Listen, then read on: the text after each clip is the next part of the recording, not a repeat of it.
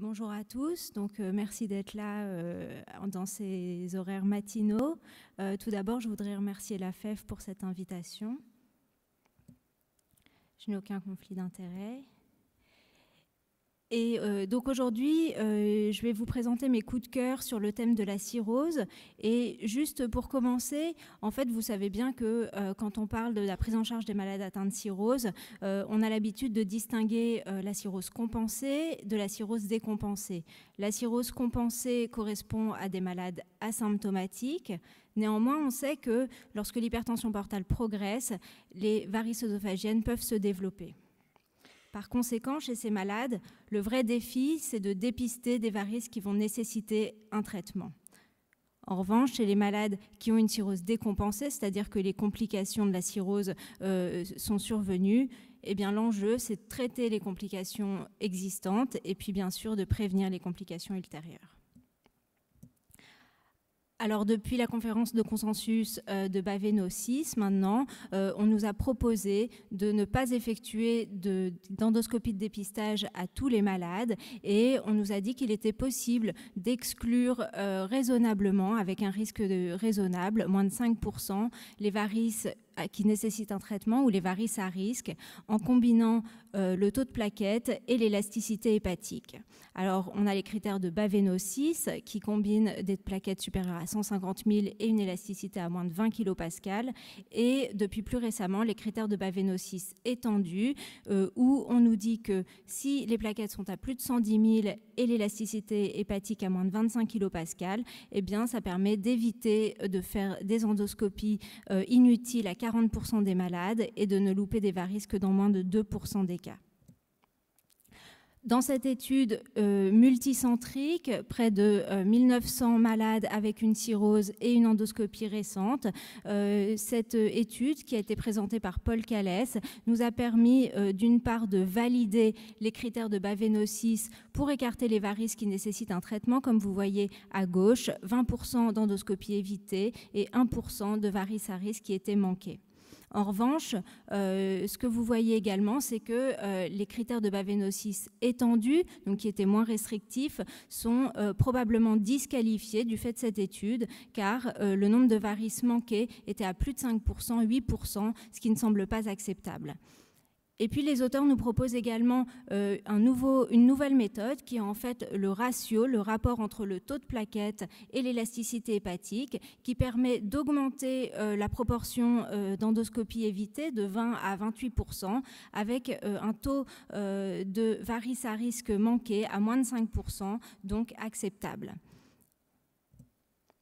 Et puis, nous, on aime bien les codes couleurs parce que c'est facile. Et puis, en fait, là, avec cette petite image, et quand on regarde en abscisse l'élasticité hépatique et en ordonnée le taux de plaquettes, il suffit de voir dans quelle zone on est. Et si on est dans la zone bleue, c'est que les malades ont un risque de varice de 0%. Et si on est dans la zone jaune, un risque de varice inférieur à 5%. Donc on valide de façon indépendante dans une large cohorte les critères de Baveno 6 et puis on nous propose un nouvel outil, le rapport plaquettes sur élasticité hépatique. Et puis j'ai bien aimé ça, pour les nuls, si les plaquettes sont à plus de 10 fois l'élasticité hépatique, le risque de varice est à moins de 5%. Donc maintenant, la même chose chez les malades atteints de cholangite biliaire primitive. Ça, c'est une étude qui a été présentée par Alex Pariente. Donc rétrospective, près de 200 malades avec une cholangite biliaire primitive, 20% de malades avec des varices œsophagiennes. Et parmi ces 200 malades, il y en avait 139 qui remplissaient les critères de Baveno 6. Donc si on applique les critères de Baveno 6 dans cette population, moins de 20 kPa d'élasticité hépatique et plus de 150 000 plaquettes, ça permettait d'éviter de faire des endoscopies à 71% des malades, mais avec 6 patients avec des varices qui avaient été manqués, ce qui fait finalement quand même 15% des malades qui avaient des varices. Et puis on nous propose également un nouveau seuil avec un seuil d'élasticité hépatique plus bas à 14 kPa, mais toujours 150 000 plaquettes, qui permet de ne louper aucune varice œsophagienne. Donc cette approche non invasive, elle est très probablement possible pour les malades atteints de cholangite biliaire primitive, avec toutefois des seuils qui restent à définir. Maintenant, la cirrhose décompensée, donc l'objectif va être, comme on l'a dit, de traiter les complications, en particulier l'encéphalopathie, l'insuffisance rénale et l'hémorragie digestive. Dans cette étude rétrospective, à partir des données PMSI, les auteurs ont identifié toutes les hospitalisations pour encéphalopathie hépatique en France entre 2013 et 2016, sur 4 années. Et ce que vous voyez, c'est que sur ces 4 ans, il y avait près de 100 000 patients qui étaient hospitalisés pour encéphalopathie hépatique, ce qui fait 25 000 patients par an, donc un impact très lourd en termes de coût de la santé. Et puis, ce qu'on voit également, c'est que parmi ces malades, il y en a plus de la moitié qui vont être réhospitalisés au moins une fois, donc au moins 2 hospitalisations, et puis encore 50% qui vont être hospitalisés encore au moins une 3e fois. Et parmi ces malades, les données nous rapportent que la moitié de ces malades vont décéder dans l'année au cours d'un épisode d'encéphalopathie hépatique.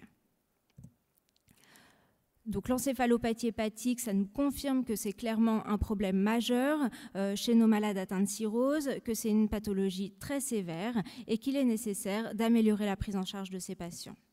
Alors maintenant, on en vient à un essai thérapeutique.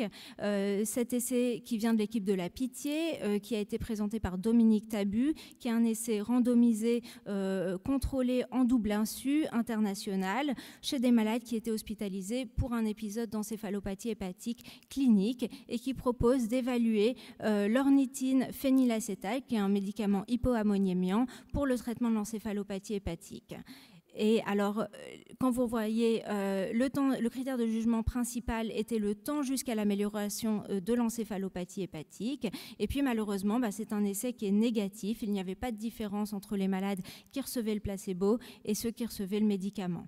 En revanche, dans ce sous-groupe des malades qui avaient une hyperammoniémie au moment de la randomisation, eh bien, l'essai est positif dans cette analyse en sous-groupe, avec un temps jusqu'à l'amélioration clinique de 42 heures versus 63 heures dans le placebo, c'est-à-dire qu'on gagne 1 jour, et c'est associé à une diminution de la durée d'hospitalisation et de la durée d'hospitalisation en soins intensifs. Donc c'est clairement un essai négatif, mais cependant, les résultats sont prometteurs et il pourrait s'agir d'une nouvelle piste thérapeutique pour traiter l'encéphalopathie hépatique minime chez les malades qui ont une hyperammoniémie, et un essai de phase 3 va commencer.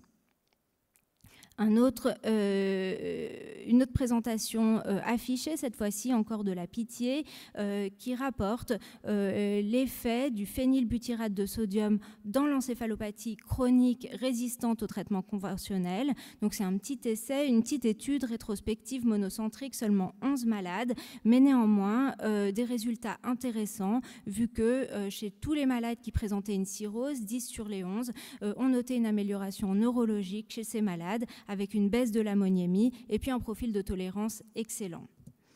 Donc le phénylbutyrate de sodium, qui n'est pas validé dans cette indication, est probablement prometteur pour traiter ces malades avec encéphalopathie chronique récidivante qui passent beaucoup de temps à l'hôpital.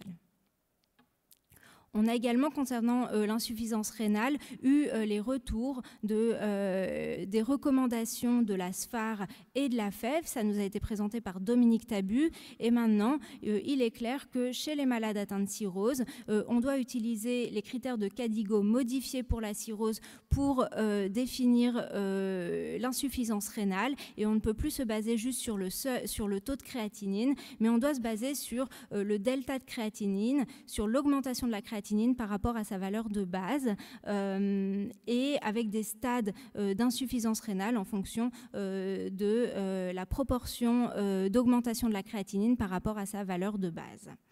Alors, pour les stades les plus sévères, les plus précoces, en fait, il faut distinguer le stade 1A et le stade 1B en fonction de la valeur de la créatinine. Inférieur à 133, c'est le stade 1A, et supérieur à 133 micromoles par litre, il s'agira du stade 1B.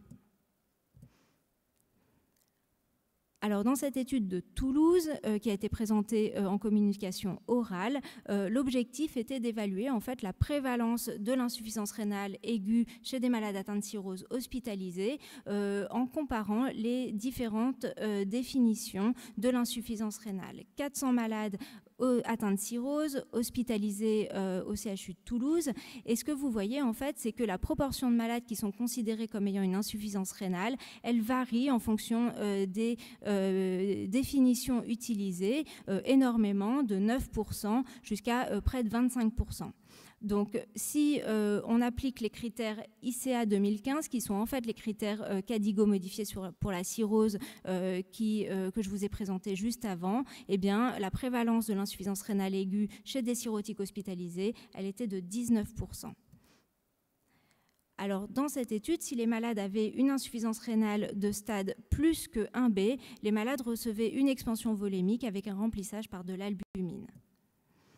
Et les résultats en termes d'impact sur la mortalité, c'est clair, ça nous confirme que l'insuffisance rénale avec les critères de l'ICA, le Club international de l'acide, prédit la survie, car comme vous voyez, les malades qui n'avaient pas d'insuffisance rénale avaient une survie qui était meilleure que ceux qui avaient ou développé une insuffisance rénale aiguë, et que la mortalité augmentait en fonction de la sévérité de l'insuffisance rénale. Et puis, si on regarde plus en détail, les malades qui avaient un stade précoce d'insuffisance rénale, même le stade 1A, pour lequel il n'est pas recommandé d'avoir une intervention, eh bien, la mortalité était plus importante que chez ceux qui n'avaient pas d'insuffisance rénale. Le message, c'est que la prévalence de l'insuffisance rénale, elle est clairement hautement variable en fonction de la définition, mais autour de 20% si on applique les critères qu'on doit utiliser.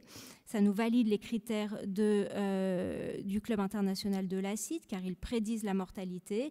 Et clairement, il est nécessaire de prendre en charge les malades le plus précocement possible pour améliorer la mortalité, la survie. Et puis, dans cette étude de la pitié, l'objectif était en fait de réévaluer les résultats du TIPS de sauvetage, c'est-à-dire le TIPS posé dans des conditions d'hémorragie digestive réfractaire au traitement conventionnel. Et puis, dans cette étude, ils ont séparé en fait deux périodes, la période 1 avant la mise en place de la politique du TIPS précoce par rapport à la période 2 après la mise en place du TIPS précoce. Alors, ce qu'on remarque, c'est que dans la deuxième période, en fait, les malades sont clairement plus sévères, et puis que les traitements prophylactiques ne sont probablement pas appliqués de façon optimale, vu que bien que la moitié des malades avaient déjà présenté une hémorragie digestive, seulement 30% recevaient des bêta-bloquants, et qu'il y en avait 1 sur 4 qui avait eu auparavant une indication à un TIPS précoce et qu'ils n'en avaient pas eu. Malheureusement, la survie reste mauvaise, 53% à 1 an. Donc le pronostic de l'hémorragie digestive reste réfractaire, et puis que probablement qu'on ne va pas pouvoir faire mieux dans l'hémorragie digestive réfractaire, et que ce qu'il faut, c'est probablement renforcer la prophylaxie. Et puis finalement, on parle du traitement de la cirrhose, compensée, décompensée, mais à tous les stades, il est majeur de prendre en charge la cause de la maladie du foie, et en particulier l'alcool. Dans cette étude belge, 489 malades atteints de cirrhose éthylique vus en consultation, suivis prospectivement, et on nous montre que le taux de décès cumulé à 5 ans est clairement plus important chez les malades qui continuent de consommer de l'alcool par rapport à ceux qui sont abstinents.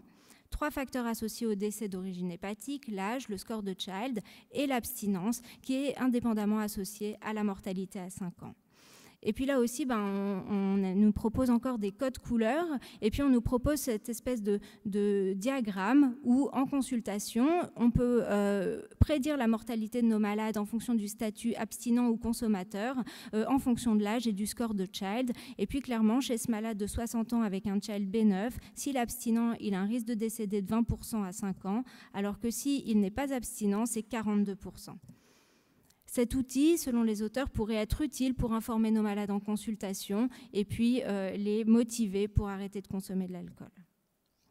L'autre solution, c'est aussi les médicaments, le baclofène en particulier, et Camille Barraud nous a remontré que le baclofène était possible chez les malades qui étaient porteurs d'une cirrhose. C'est une étude de pharmacocinétique. 14 malades parmi les 50 étaient porteurs d'une cirrhose. On nous confirme que la clairance du baclofène, elle est rénale, mais avec néanmoins une variabilité importante. Voilà les paramètres pharmacocinétiques, le pic et la résiduelle, qui n'étaient pas différents entre les malades avec et sans cirrhose. Et donc, ça nous renforce la sécurité du baclofène chez des malades atteints de cirrhose. Attention quand même à la fonction rénale, et je reviens aux recommandations de l'ASFAR.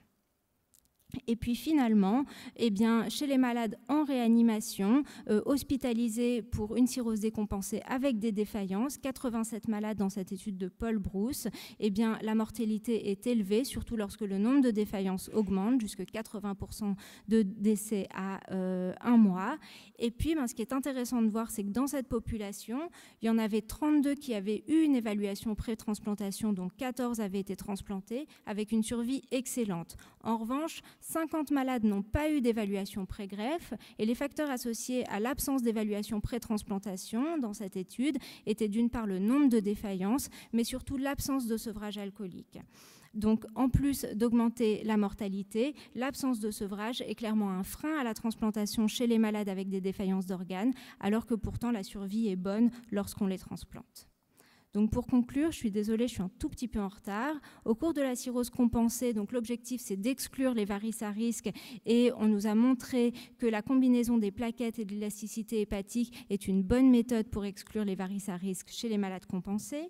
Qu'au cours de la cirrhose décompensée, eh bien, on a beaucoup parlé d'encéphalopathie hépatique qui a un impact majeur en termes de coût de la santé, mais avec des pistes thérapeutiques qui sont prometteuses, et que concernant les autres complications, en particulier l'insuffisance rénale et l'hémorragie, ce qui est important, c'est de prendre en charge les malades au plus tôt.